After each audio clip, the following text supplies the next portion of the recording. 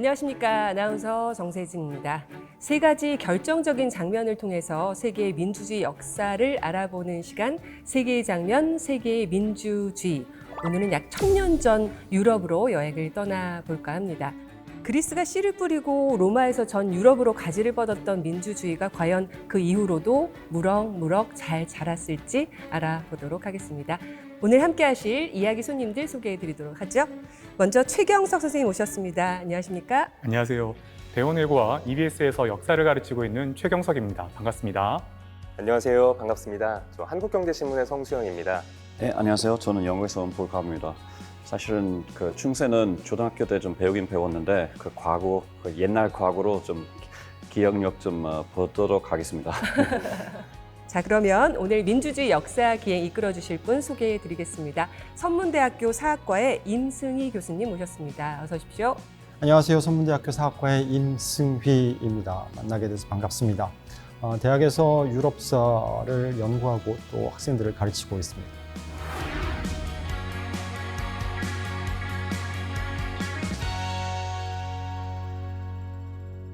중세부터 근대 태동까지 좀 교수님께 배워보도록 할 텐데요. 중세 하면은 일단 그 시기를 언제부터 언제까지로 봐야 될까요? 두 가지를 짚어서 말씀드리고 싶은데요. 첫 번째, 저희가 고대, 중세, 근대 그리고 현대라고 하는 이 시대 구분은 사실 역사가들이 어떻게 보면 편의상 나누는 인위적인 기준이고요. 뭐 절대적으로 몇 년도 몇 월 며칠부터 중세라고 한다. 중세는 그리고 몇 년 몇 월 며칠에 끝난다라고 하는 뭐 그런 합의는 없습니다. 다만 이제 교과서적으로 또는 뭐 대학에 사용하는 개설서 상에서 나타나는 통용되는 시대 구분으로 따지자면 중세는 지금 이탈리아에 있는 이제 서로마 제국이 몰락한 시기부터 대략 한 15세기까지를 이제 중세라고 칭합니다. 왜 15세기냐? 이제 그 시기 이후에 세계사적으로 큰 영향을 끼쳤던 사건들이 발생하는데요. 첫 번째 이탈리아에서 시작된 르네상스, 그리고 독일에서 시작된 종교개혁, 그리고 가난하고 굉장히 못 살던 지역이었던 유럽이 해외로 뻗어나가기 시작한 뭐 대항해 시대, 지리상의 발견의 시대라고 하죠. 이 시기 이전까지를 그럼 중세라고 하고 거기를 기점으로 그 이후를 근대라고 하자라고 현재 합의하고 있는 상태입니다. 말씀 들을 때도 약간 뭔가 빛과 빛 사이의 기간이라는 느낌이 전해져 오는데 그래서 우리가 보통 중세하면 암흑기라고 하잖아요. 다른 분들도 저도 사실 중고등학교 세계사 시간에 이 중세를 암흑기라고 배웠는데요. 그 암흑기라고 하면은 또 미술 측면에서도 조금 암흑기거든요. 보시면은 이제 얘기할 게 근대나 현대, 르네상스 시대 이럴 때는 좀 많은데 중세 같은 경우에 아무래도 신이 먼저다 보니까 조금 그림이 재미없다고 해야 되나, 요즘 사람들이 보기에는 조금 잘 못 그린 것 같은 그림들이 많아서 저도 이야기를 좀 잘 안 하게 되더라고요.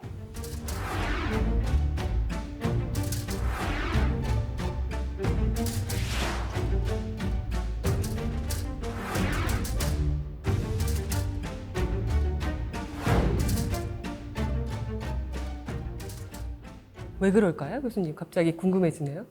중세도 나름 굉장히 역동적이고 나름의 문화가 꽃 피웠고 그 시기에도 분명히 사람이 살았고 희노애락이 있었던 시기인 거는 분명합니다. 근데 다만 중세를 암흑기라고 부르게 된 이유는 르네상스가 혹시 교과서에서 어떻게 배웠는지 기억하실지 모르겠습니다. 찬란하죠. 르네상스 하면. 인간과 자연의 재발견이라고 하는 이제 용어로 정리가 되는데요. 사람을 다시 보게 되었고 나를 둘러싸고 있는 이 세상을 새로운 눈으로 보기 시작했다. 이걸 이제 르네상스라고 이야기하는데, 그리고 나서 이제 그러한 흐름이 쭉 이어지다가 18세기에 이르게 되면 유럽에서 사상적으로 이제 계몽 사상의 시대에 들어서게 됩니다. 우리는 이제 계몽이라고 번역하지만 영어로는 enlightenment이고 프랑스어로는 그냥 루미에르라고 부르거든요. 루미에르면 빛, 그야말로 빛입니다. 그럼 18세기 계몽 사상가들의 입장에서는 오케이, 내가 살고 있는 시대가 빛의 시대야. 계몽의 시대고 밝음의 시대야. 그럼 그 전 시대는 무엇이었을까? 빛의 반대는 어둠이죠. 그래서 어둠의 시대다라고 이제 중세를 평가하기 시작했고, 평가절하한 거네요. 그렇죠. 빛이 있기 이전의 시대, 그리고 내가 살고 있는 시대가 특별한 내가 활동하고 있는 시대가 정말로 남다른 시대다라는 것을 어떻게 보면 강조하고 부각시키기 위해서 뭐 빛이 있으면 어둠이 있고 어둠이 있으면 빛이 있듯이 이 두 개를 대비시키게 되었다라고 볼 수 있습니다. 그런 면에서 네. 어둠의 시기다, 암흑의 네. 시대다 이렇게 말한다. 그럼 오늘 사실은 저희가 민주주의 역사 기행을 하고 있는데 이 부분 역시 여기서는 배울 게 없지 않나라는 선입견을 갖게 됩니다.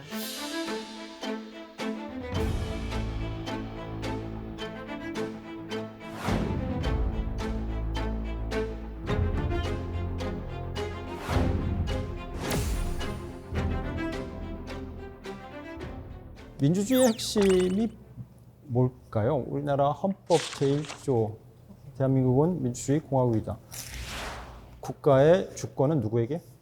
국민에게 있다. 그러니까 국가가 있고 국가의 주권이 국민에게 있다라는 것을 만약에 민주주의의 핵심 개념이라고 얘기한다면 중세는 그게 적용이 안 돼요. 왜냐하면 첫 번째, 국가라고 할 만한 게 아직 모습을 드러내지 않고 있었고, 두 우리가 번째, 생각하는 나라의 개념과 다르다는 그렇죠. 거죠. 예. 주권이 있어야 되는데 국가가 없으니까 당연히 주권의 개념도 존재하지 않았고, 즉 민주적이냐라고 이야기하려면 국가도 있고 국민도 있어야 되고 주권도 있어야 되는데 그 세 가지가 다 없는 시대가 어떻게 보면 중세다라고 이야기할 수 있겠습니다. 어쨌든 지금과는 굉장히 많이 다른 세상이 이제 중세였죠.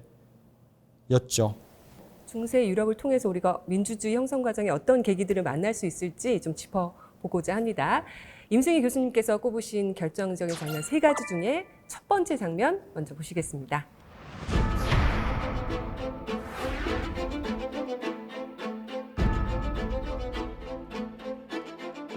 제가 고른 첫 번째 장면은 프랑스 바이유 성당에 지금 보관 중인 바이유 타피스트리라고 하는 작품입니다.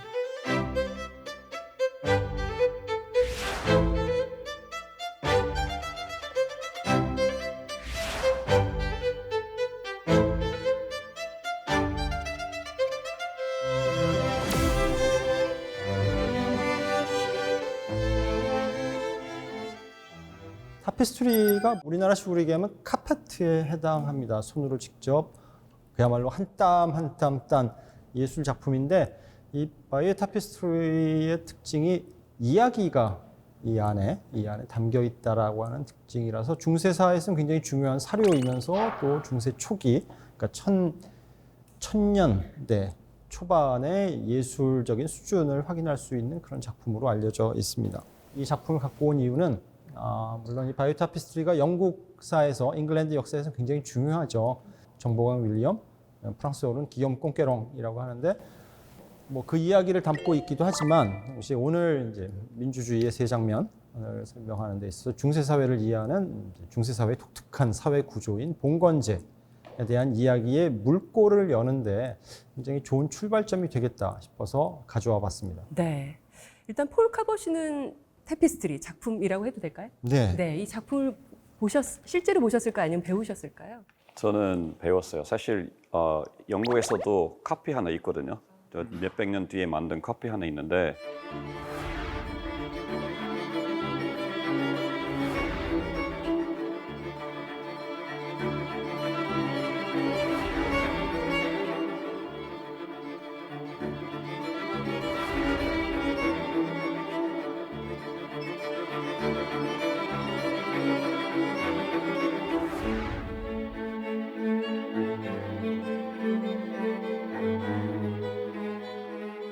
그나마 빅토리아 시대에서 만들어가지고 조금 그때도 되게 보수적이었잖아요. 그래서 제가 알기로는 원본에서는 뭐 예를 들면 벌거 벗는 사람이 있는데 그 영국 커피에서는 옷은 일부러 덮였고 그런 식이 그래서 제가 그건 봤어요. 그냥 실질적으로는 못 봤습니다. 네, 타피스트리라는 것에 대해서 좀 설명이 좀 더 필요할 것 같은데요. 저희가 유럽 박물관 가면 많이 접하긴 하잖아요. 근데 실제로 들어가서 보면 좀 그냥 뭐라 그럴까 자세히 안 보게 되는. 이거를 요즘 말로 하면 섬유 예술이라고 하는데 그림은 이제 캔버스에 물감으로 그리는데 대신 테피스트리는 이제 이렇게 직조를 해서 배를 짜듯이 이렇게 만들어내는 모양을 만들어내는 그런 겁니다. 근데 사실 한 가지 재미있는 점이 이 바이에 테피스트리가 사실 테피스트리는 아니에요. 아까 방금 말씀드린 것처럼 이제 이렇게 짜는 게 그 테피스트리라고 말씀드렸는데 이거는 그 자수로 놓는 거 있죠. 술을 놔서 이렇게 만든 작품이라서 사실 테피스트리라고 하면 안 되는데 워낙 또 오랫동안 이렇게 테피스트리라고 부르다 보니까 고유 명사처럼 이렇게 계속 부르고 있습니다. 중세 시대 많은 사람들이 문맹이 있었을 건데 이걸 이제 그림으로 보면 뭐 학생들도 마찬가지지만 쉽게 좀 이해할 수 있잖아요. 그리고 딱 뭔가 장엄하게 70m를 쫙 이렇게 걸어가면서 봐야 된다고 한다면 금방 이렇게 각인 효과가 있지 않을까 싶거든요. 그게 아마 중세 유럽에서도 마찬가지지 않았을까라고 생각을 해봅니다. 지금 너무 크게 봐서 저 안에 어떤 내용들이 담겨 있을지 굉장히 궁금해지는데 좀 부분 나눠서 보고 또 설명을 들었으면 좋겠습니다. 어떤 부분부터 좀 볼까요? 이 스토리가 뭐냐면 노르망디 이 정복을 성공시킨 사람이 윌리엄 공작입니다.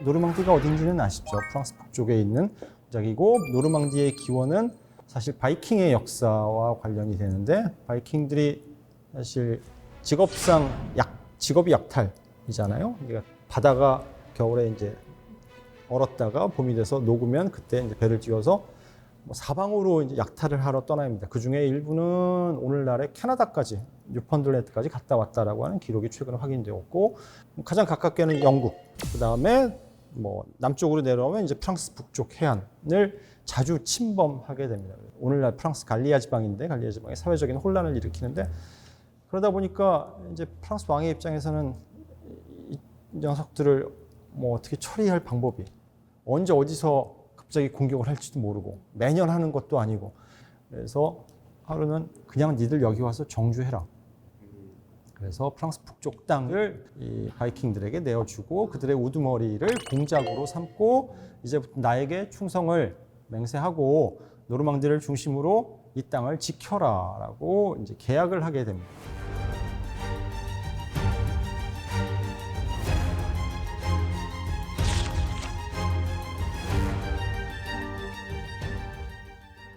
그 아까 머리 스타일도 좀 다르다고 네, 자세히 말씀하셨는데. 보시면 이제 수염을 기른 앵글로색슨족이 있고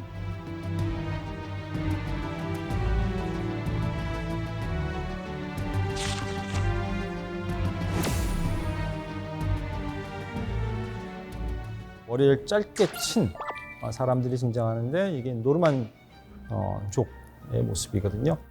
노르만족 바이킹들이 사실 되게 무서운 사람들이었던 것 같아요. 이제 저 시기에 9세기, 10세기에 바이킹들이 자주 유럽의 이제 북쪽 해안들을 침략했을 때 하느님이 천벌을 주시는 것 같다라고 기록한 수도사들도 있었고, 그래서 왜 이렇게 무서워했을까를 가만히 생각해 봤는데, 젊었을 때 스웨덴에 잠시 여행을 간 적이 있었는데, 네. 제가 그래도 키가 180이라서 한국에서 별 작은 키는 아닌데, 시내버스를 타고 처음으로 초등학교 때 경험을 똑같이 했어요. 제 주변에 서 있는 사람들 때문에 창밖이 보이지 않는 이 답답한 걸 27살인가 돼서 그걸 경험하고 나서 이 사람들이 진짜 크구나. 저보다 머리 하나는 기본적으로 다 크고, 이게 남자만 그런 게 아니라 여성도 똑같이 다 체격이 크더라고요. 교수님 180인데 다 한 190 이상의 네. 사람들이 그래서 만약에 중세 때도 이 씨가 크게 변함이 없었다면, 그러니까 프랑스에 살던 사람들이 이제 고울족이라고 하는데, 이제 고울족의 후손들이죠. 평균 신장이, 예를 들어서 나폴레옹이 러시아 원정 떠났을 때 병사들의 평균 신장이 1m 60 정도거든요. 근데 만약에 한 180 정도 되는 이 바이킹들이 내려오면 일단 체구에서 밀릴 뿐더러 이 양반들 머리 되게 단정하게 세팅을 하고 오시는 게 아니라 머리 장발하고 뿔 달린 투구 쓰고 또 앞에 용머리를 한 배를 타고 한 손에는 도끼 한 손에는 망치를 들고 새벽에 안개 낀 바닷가에 내리면 고울족의 농민들이 당연히 두려움에 떨지 않았을까.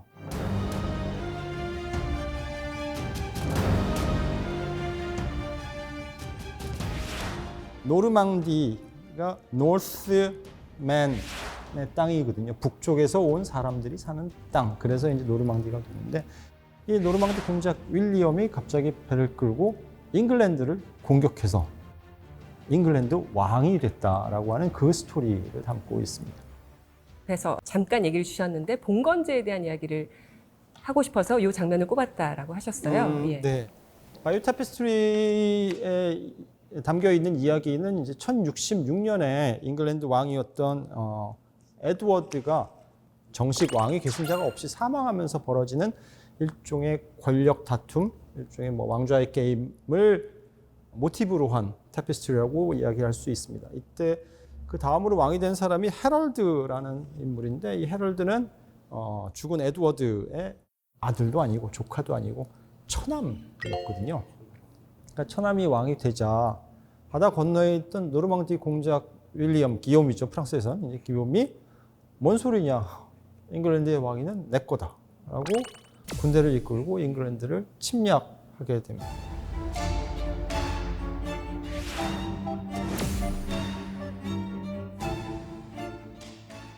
사실 뭐 이유는 있어요. 이제 에드워드하고 노르망디 공작 윌리엄하고는 사실 전혀 남남은 아닌 친인척 관계였거든요. 그래서 이걸 내세워서 왕위를 주장했다라는 설도 있고 또는 그 전에 에드워드가 자신의 왕위를 노르망디 공작에게 물려주겠다라고 뭐 이야기를 남겼다, 유언을 남겼다라는 설도 있고.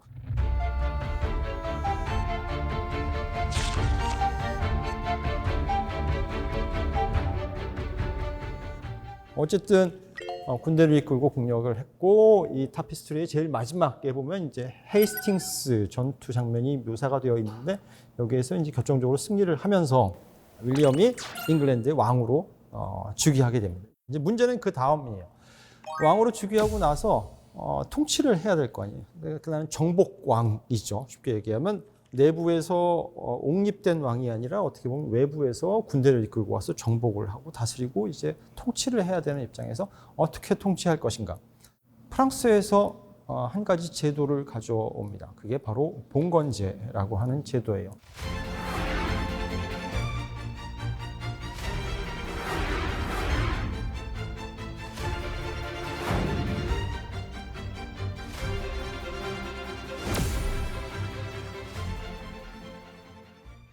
봉건제는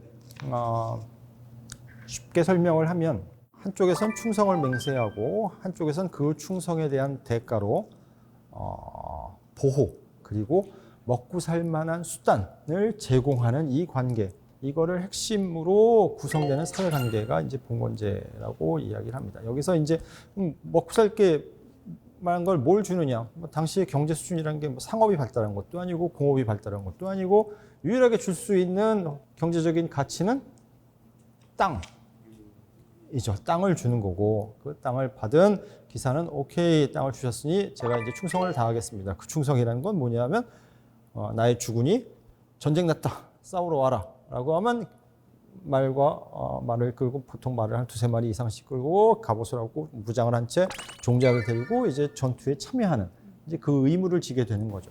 그러면 그 윌리엄 정복왕이 있던 노르망디는 봉건제가 잘 정착된 그렇죠. 근데 지역이었는데 영국은 그렇지 않았다는 얘기인가요? 예, 영국은 이제 뭐 지역마다 영국이 아직 통일되기 전이었기 때문에 각 지역마다 독립된 이제 권력자들이 영역을 나누고 분할하고 있는 상태였고요. 근데 윌리엄이 영국에 들어와서 봉건제를 이식하면서 이제 다른 점이 한 가지가 있습니다. 사실 이 때문에 이 타피스트리를 들고 나온 건데 유럽에서의 봉건제는 가시는 자기가 봉토를 받는 순간부터 그 봉토에서 하나의 주인으로서 독립적인 사법권, 독립적인 행정권을 이제 휘두르게 됩니다. 이거를 중앙 집권화의 반대말인 지방 분권화라는 표현밖에 없는데 요즘은 지방 분권화라는 말을 안 쓰고 권력의 파편화라고 하는 말을 역사학에서는 주로 씁니다. 왜 그 수류탄을 던지면 파편이 막 사방으로 튀잖아요. 그런 것처럼 프랑스라고 하는 나라에 권력이 있었다면 그 권력이 사방팔방으로 다 흩어져 버리는 거예요. 그러다 보니 왕의 권력도 기사들이 많으면 많을수록 강화되는 것이 아니라 어떻게 보면 약화된다라고 볼 수가 있겠죠. 자기가 갖고 있는 땅을 떼어주게 되니까.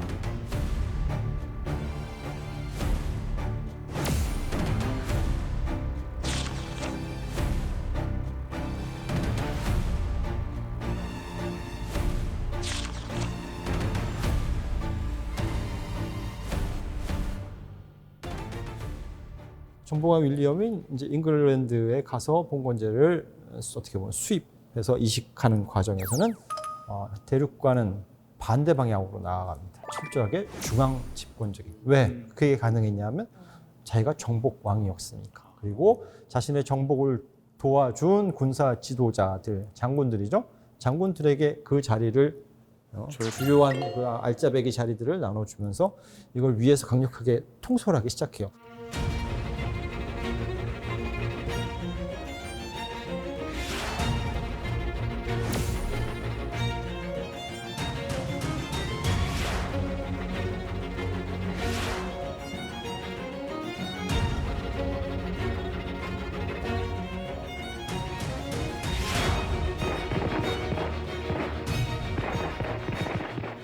그러다가 그 잉글랜드 왕의 권한을 지나치게 강해지는 것을 반대하기 위해서 귀족들이 들고 일어서거든요. 그러면서 마그나 카르타라고 하는 굉장히 중요한 대헌장이라고 부르는데 국왕이 자의적으로 권력을 행사할 수 없다 라는 원칙을 귀족들의 요구에 왕이 그걸 받아들이게 되고 그러면서 영국에서 이제 본격적으로 의회 제도가 발달하기 시작합니다. 네. 그러면 민주주의라는 측면에서 민주주의로 가는 길을 우리가 지금 역사적으로 살펴보고 있는데 봉건제를 어떻게 보면 그쪽에다 이식하려는 행위로 인해서 민주주의의 어떤 부분이 좀 이렇게 발전할 수 있는 계기를 마련했다 이렇게 볼 수 있을까요?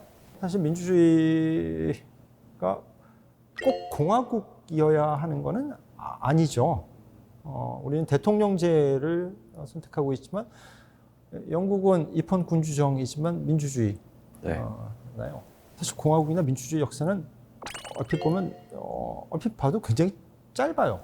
한국사를 놓고 보면 한국사가 민주주의의 역사를 갖기 시작한 게 몇 년이나 됐죠? 우리 역사를 반만 년이라고 하면 5,000년 역사 중에서 민주주의 역사는 100년이 안 돼. 100년이 안 되죠. 네, 그럼 네. 퍼센테이지로 따지면 수학에 다들 약하시고 네. 50분의 1이니까. 5,000년에서 네. 50년이면 1%고 네. 그렇죠?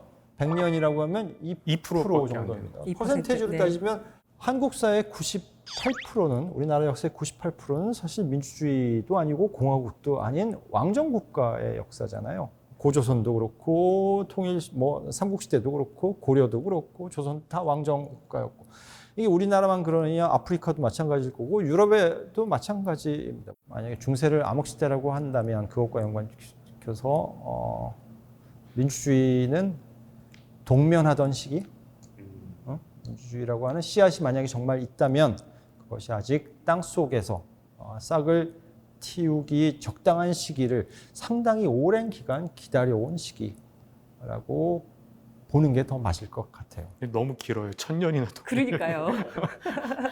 답답해 죽겠네요. 네. 잉글랜드 정복이 끝나고 나서 한 200~300년 뒤부터 민주주의 후대 오늘날 우리가 이제 민주주의라고 부르는 것에 영향을 끼친 요소들이 나타나기 시작을 합니다.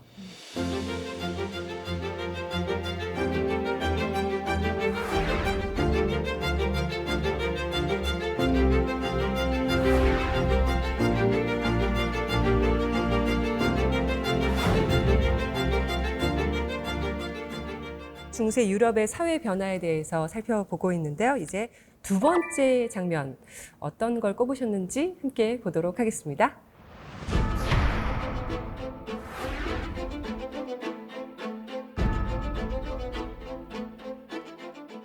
네덜란드 화가죠. 피터 브리헐이라고 하는 화가의 죽음의 승리라고 하는 다소 섬찟한 제목을 갖고 있는 작품입니다. 이 작품은 제가 뭘까요? 너무 좋아하는 그림. 좋아하는 그림이라고요? 네, 개인적으로 이런 그림을 취향이- 굉장히 좋아해요.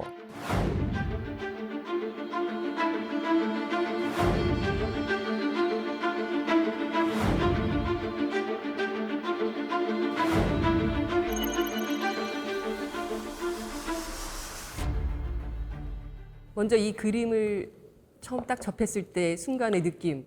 제가 눈에 맨 처음으로 들어오는 거는 중간에 말 하나 있잖아요. 근데 되게 말하거나 뭐 뼈밖에 안 보이는 그리고 뒤속에 또 사람도 또 뼈밖에 없는 거잖아요. 그래서 조금 되게 우울하고 되게 그런 충격적인 그림이라고 생각됩니다. 네. 최경 선생님은 어떤 게 제일 먼저 보이세요? 이게 분위기 자체가 다 검잖아요. 그러니까 물론 저 시대에는 더 저것보다 우울했을 것 같긴 한데 저는 교수님과 정반대로 브리얼 그림 중에서 제일 별로 안 좋아하는 그림 중에 하나거든요. 여기 무서운 거 별로 안 좋아해서 이야기가 많다 하더라도. 네, 너무 우울한 그림 같아요. 저는 사실 교수님 편인데요. 저도 좀 좋아하는 편입니다. 그 브리얼 그림에 대해서 저도 기사로 많이 다뤘었는데요. 이 작품은 1562년 브리얼이 그린 거고요. 또 스페인 프라도 미술관에 소장이 돼 있습니다. 근데 보시면 이제 좀 죽음을 소재로 하고 있는데 흑사병이 돌고 나서 한 100년 정도 지난 시점이죠. 그런데 아직도 그 타격이 워낙 컸다 보니까 그 죽음에 관한 그림, 삶의 허무에 관한 그림이 굉장히 유행을 했어요. 브리얼도 같은 소재로 그린 그림입니다. 아까 제가 그림 제목인 죽음의 승리라고 했는데 네. 이 그림의 주인공이 있다면 그야말로 죽음이거든요. 근데 죽음이 뭐로 의인화되어 있냐면 아까 폴 카버시가 빼빼 마른 말 얘기하셨죠. 그리고 말 위에 타고 있는 해골이 나오잖아요. 바로 이 해골이 바로 죽음입니다. 근데 얘가 패배한 게 아니라 승리하는 그 내용이 이 그림 상단, 중단, 하단, 좌측, 우측 곳곳에 굉장히 다양한 방식으로 그리고 이 시기에 중세 말기에 유럽인들이 상상할 수 있는 것은 모두 다 담겨 있다라고 보실 수 있겠습니다. 저기 막 연기 피어오르는 바다 그림 저쪽으로, 상단에 예. 보면 막 연기가 피어오르는데 연기 피어오른다는 거는 뭐 전쟁이 있었거나 대규모 화재가 있었거나 이야기하고 그리고 그 밑으로 이제 해골 군대가 막 밀려 들어오고 그림 상단 왼쪽에 보면 이제 종이 달려 있을 거예요 아마. 네. 그렇죠. 네, 네. 그 밑에 해골이 종을 잡아당기죠. 네, 네. 죽음의 시간이 왔다를 이제 세상에 알리고 있는 거고 그 하단에 보면 해골이 땅 밑에서 관을 지금 들어 올리고 있거든요. 그러니까 죽어 있는 사람을 관 속에 죽어 있는 사람을 이제 끄집어내는 장면입니다. 왜 그럴까요? 왜 끄집어낼까요? 파묘? 파묘하는 그림이죠. 지옥으로 데려가는. 일어나. 그러니까 기독교 로마 카톨릭 교리에 따르면 이제 종말이 오면 뭐가 온다? 최후의 심판. 그렇죠. 그렇죠. 최후의 심판을 받으려면 그러니까 육신이 부활한다고 이야기를 하거든요. 그럼 관에 있는 관에 있는 해골들 보러 해골들을 따라서 나오라고. 너 이제 심판 때가 됐으니 심판 받으러 나와.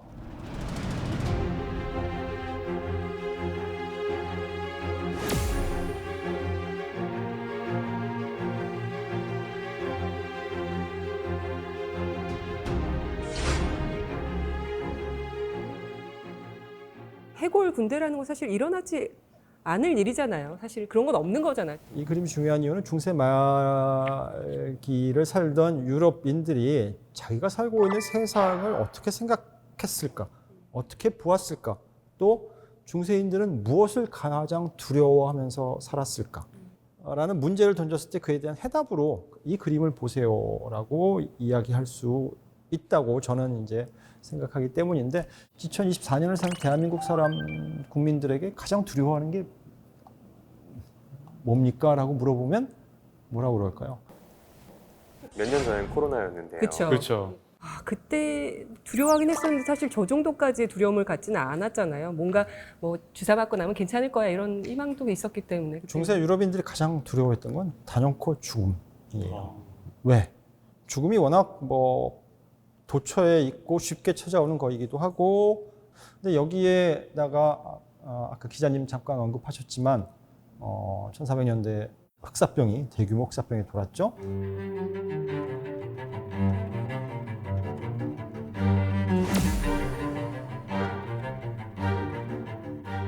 흑사병 이후로 유럽 인구의 뭐 교과서적으로 한 3분의 1 정도 사망했다고 하는데 유럽 인구가 회복되는데 흑사병 이전 수준으로 회복되는데 거의 한 400년 걸리거든요.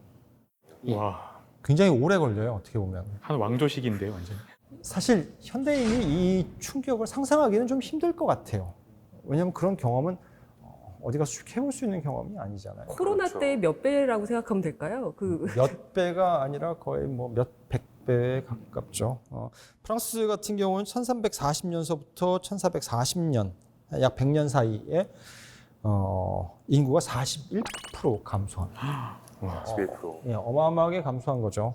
그다음에 잉글랜드는 같은 기간에 보통 한 45%에서 70%자에 따라서는 70%까지 감소했다고 하고 네. 이탈리아도 인구가 절반 정도 감소하거든요.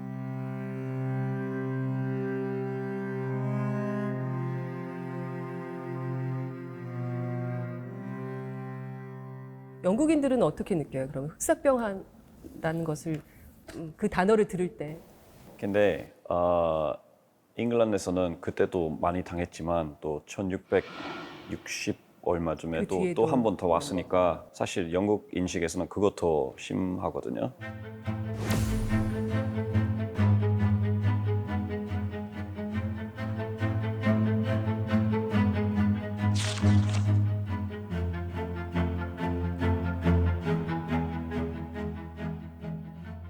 그러니까 인구가 이렇게 감소하면 무슨 문제가 벌어질까요? 당장. 일할 사람이 없죠.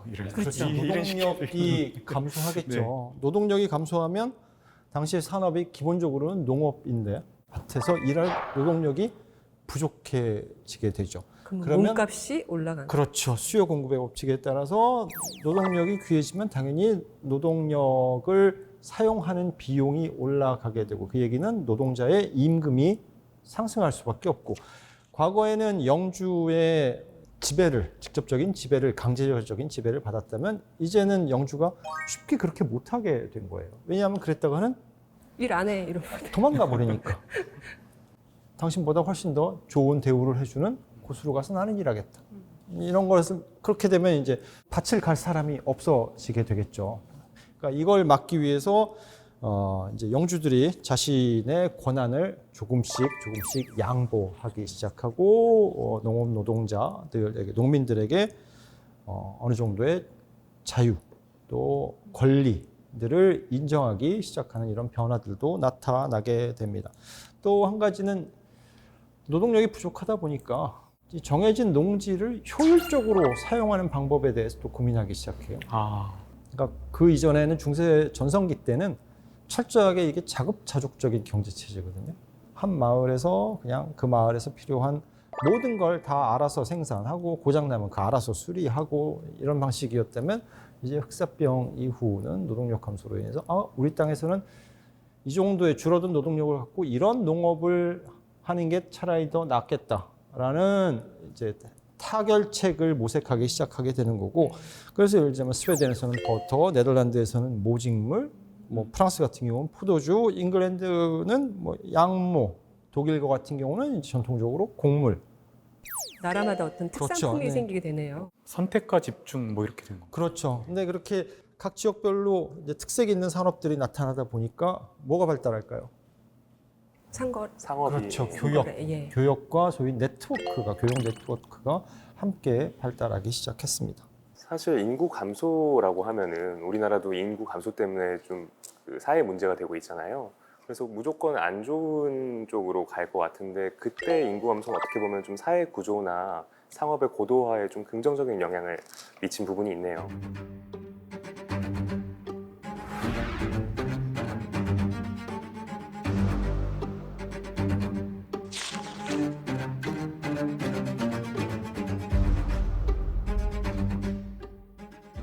전문화된 분야가 나타나기 시작하고 아까 교역 네트워크가 발달하기 시작한다고 했잖아요. 그럼 네. 교역 네트워크가 발달하면 거점이라는 것이 생기게 됩니다. 그 거점이 도시로 성장을 하게 되고 도시가 성장하면 도시에 사는 사람들이 커지겠죠. 그렇죠. 도시에 사는 사람들을 뭐라고 부르냐면 부르주아라고 합니다. 중세의 도시를 부르그, 영어식으로는 버러 또는 이제 네. 그래서 불어로는 이제 프랑스어로는 부르그라고 하는데 부르그에 사는 사람들 해서 부르주아라고 하는 계층이 등장하고 이 부르주아 계층들이 이제 새로운 사회의 주인공이 되면서 소위 이제 자본주의 사회가 서서히 태동하기 시작했다라고 볼 수 있습니다. 네.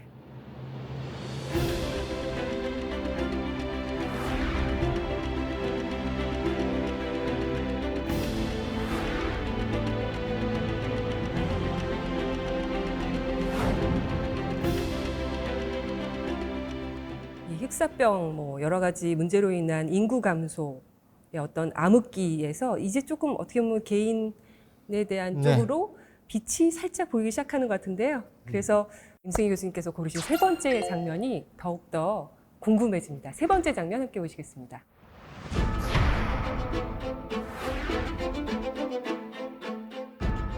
플랑드르의 화가입니다.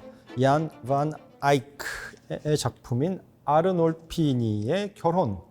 북부 유럽의 르네상스를 대표하는 그림 회화로 알려져 있습니다. 네.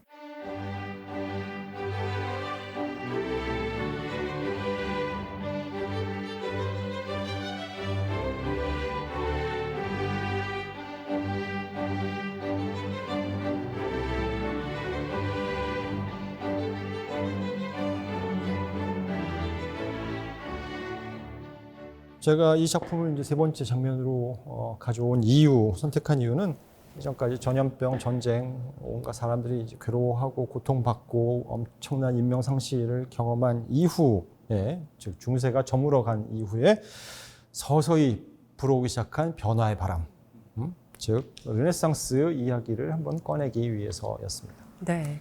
그런데 르네상스 작품이라고 하기에는 좀 저한테는 굉장히 딱딱하게 느껴집니다. 우리 뭐 비너스의 탄생이라든가 그런 작품 보면은 좀 화려하고 조금 더 자유분방한 느낌이 스며들어 있는데 뭐 네덜란드 화가들의 스타일이기도 하겠지만 네. 예. 딱딱해요. 그러니까 대부분 이제 르네상스 그러면 이제 이탈리아를 떠올리죠. 예. 얀 반 에이크는 이제 북유럽의 르네상스를 대표하는 이제 화가이고, 북유럽과 이제 알프스 이남의 르네상스를 비교할 때 알프스 이남의 르네상스는 문예 지향적이었지만 알프스 이북, 특히 네덜란드 지방의 르네상스는 뭐 약간 사회 비판적이고 종교적인 성향이 강한 뭐 이런 르네상스였다라고 개설서에서는 설명을 하고 있습니다. 오늘 제가 이 그림을 가져오면서 꺼내려고 한 이야기, 즉 개인이 어쨌든 이야기의 소재, 이야기의 주제로 떠오르기 시작했다라는 것을 이 그림을 통해서 포착할 수 있기 때문입니다. 네.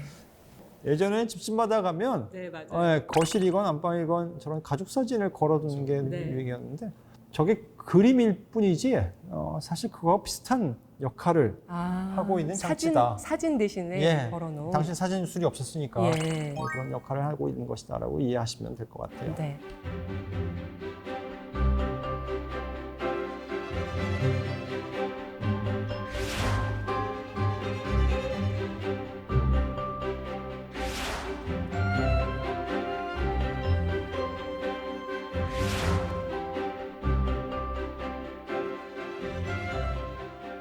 이 작품 같은 경우는 미술사적으로 굉장히 좀 의미 있는 작품인 게, 그러니까 유화물감으로 그린 작품 중에서 가장 오래된 작품으로 이제 인정을 받고 있는 작품이에요.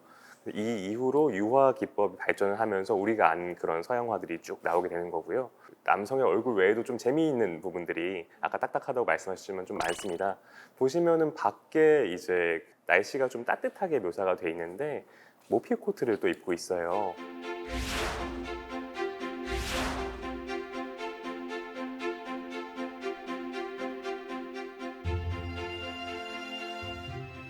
이게 뭐냐면 불을 과시하는 거거든요.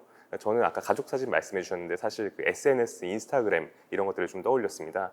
괜히 보면 친구들 중에서 이제 뭐 운전대를 이제 잡고 있는 사진인데 비싼 외제차 마크가 보이고 이런 게 있잖아요. 좀 불을 과시하는 그게 그런 대놓고 성향이 보이면 안 되고 슬쩍 보여야 되죠. 맞습니다. 네. 그 기법이 또 있더라고요.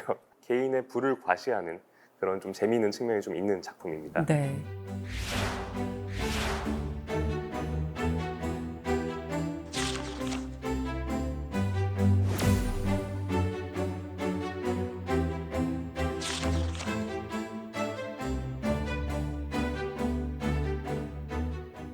저 그림에서 제일 중요한 거는 확대를 해서 보시면 정중앙에 거울이 있거든요. 저 가운데 있는 네. 거예요. 예. 그럼 거울이 있으면 그 앞에 있는 사람이 비칠 거 아닙니까? 누가 비칠까요?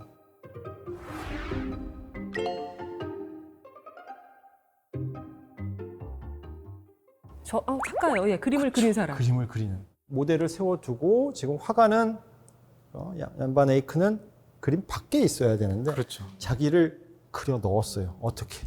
저 뒤에 있는 거울에 그림을 그리고 있는 자신의 모습을 이제 그려 넣게 됩니다.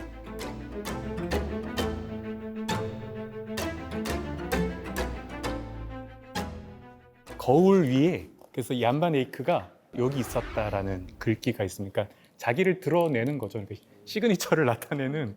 저런 식으로 이제 자기를 드러내는 거는 얀반 에이크뿐만 아니라 그 이탈리아에서도 아테네 학당인가요? 아, 예, 맞아요. 거기 아테네 학당에 보면 라파엘로가. 라파엘이 관객을 쓱 쳐다보고 있는 장면이 이렇게 뭐 아. 자기를 그려 넣는 거예요. 아직까지 쌓이는 요즘은 화가들이 작품을 그리면 오른쪽 귀퉁이에 또는 뒷면에 자기 이름 뭐 임승휘라고 이렇게 이거 내가 그린 거야. 어떤 경우에 연도하고 월 일까지 이렇게 적는 경우도 있는데 서명을 했는지는 모르겠는데 서명 대신 더 확실한 거 내 얼굴을 그려놨죠.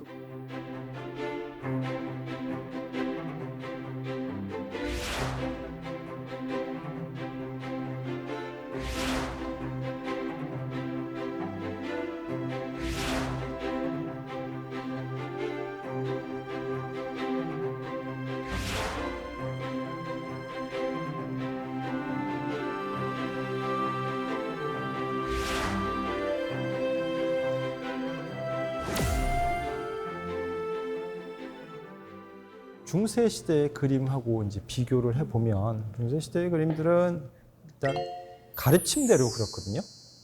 중요한 거는 크게.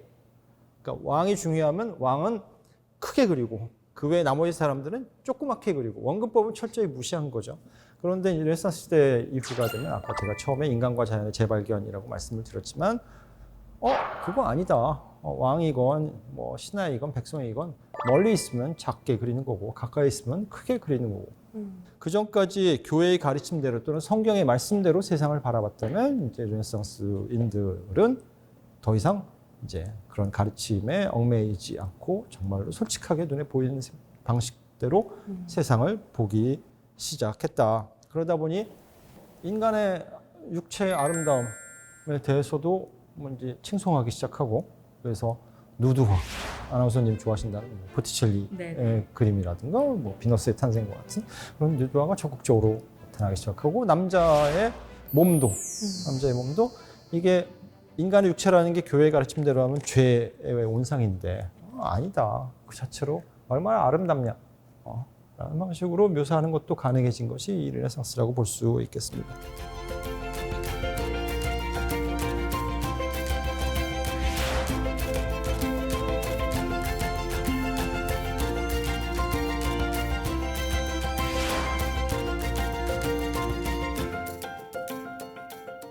그 중세의 뭐 대표적인 작품이 있을까요? 뭐 예를 들면 지금은 누구나 다 모나리자 알잖아요. 그 르네상스. 근데 중세기에서 뭐 남아 있는 대표적인 작품. 그게 없어요. 그림은 있는데 이게 누구의 작품인지 전혀 몰라요. 그냥 기술자네요. 그렇죠. 기술자니까 이거를 누구의 작품인지가 중요하지 않았던 거고 이 변화는 르네상스기에 이게 누구의 작품인지 이게 라파엘의 작품인지 미켈란젤로의 작품인지가 다빈치인지가 이제 중요해진 거고요. 네. 그 차이가 굉장히 크다라고 보면 됩니다. 그래서 르네상스 시대에 나타나는 또 다른 개념 중에 하나가 천재라고 하는 개념이에요. 천하의 재수없는이 아니라 교수님. 천재, 지니어스하다. 특정 분야에서 남다른 재능을 갖고 있다라고 하는 개념. 중세라고 천재가 없었겠습니까? 그렇죠. 특별한 재능을 갖고 있는 사람이 당연히 있었겠죠. 근데 중세는 그 천재를 인정하지 않아요. 인정할 필요도 못 느낀 사회였는데 르네상스 시대에 오게 되면 재미난 게 르네상스 시대 화가들을 놓고 정말 도시가 경쟁을 할 정도로 서로 우리 도시에 와서 그림을 그려달라. 그랬죠. 기자님 잘 아실 텐데 라고 경쟁을 할 정도로 치열했으니까 수요 공급의 법칙에 따라서 시장에서 이렇게 가치가 올라가다 보니 결국 그 끝에 가서 뭐 진정한 아티스트, 위대한 아티스트 뭐 이런 개념들이 나타나게 된 것도 개인의 발견의 어떤 최종 결말로 네. 이해하시면 될 것 같습니다. 네.